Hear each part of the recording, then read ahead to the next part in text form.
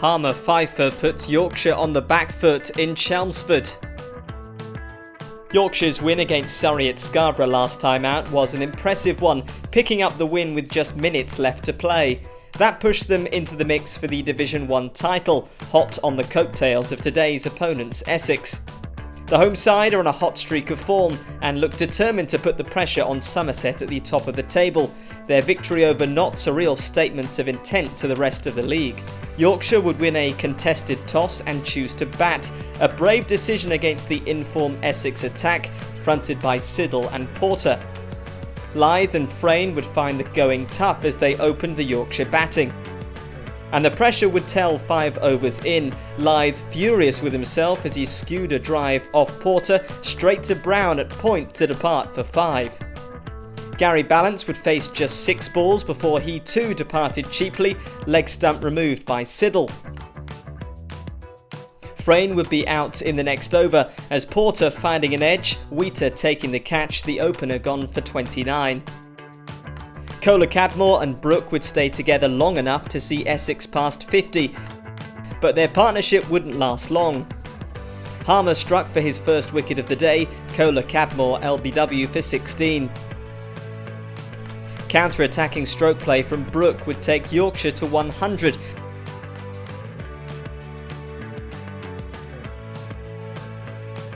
But his stand would come to an end just before lunch, bowled by Harmer for 46, the wicket signalling the end of the session.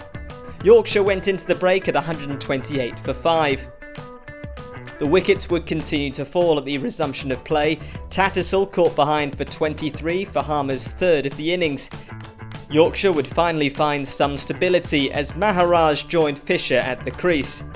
The South African found his feet and then took the attack to the Essex bowlers. The impressive Harmer dispatched over mid-wicket for 6.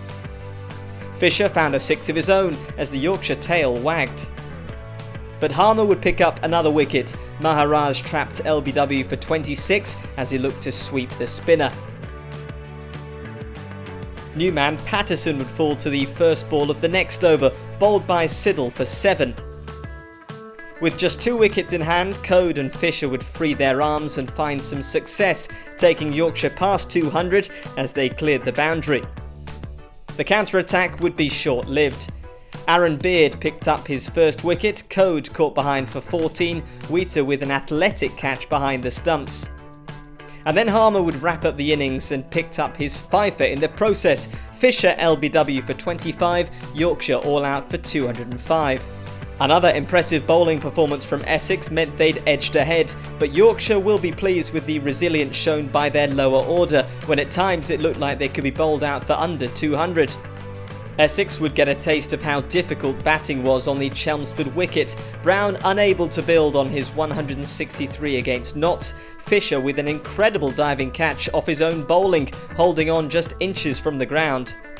Cook and Wesley would manage to negotiate the remaining overs before tea, the former England captain in good touch, the side going into the break at 42 for 1.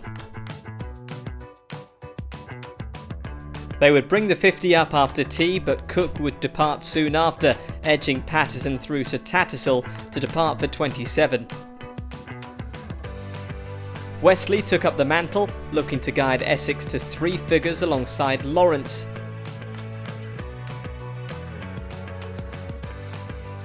They'd stay together long enough to reach 100, the partnership would end there. Lawrence caught by Maharaj off the bowling of Olafere. Wesley was going well and closing in on his half-century. He reached that milestone a few overs before the close of play with a 4 off Fisher, Essex in a good position. They'd finished the day on 122 for 3, trailing Yorkshire's first innings total of 208 runs by 86 runs. But with 7 wickets in hand, they'll be confident that day 2 will see them move past their visitors' total. It had been a difficult day for Yorkshire, but it could have been so much worse, if not for the late hitting of Maharaj and co.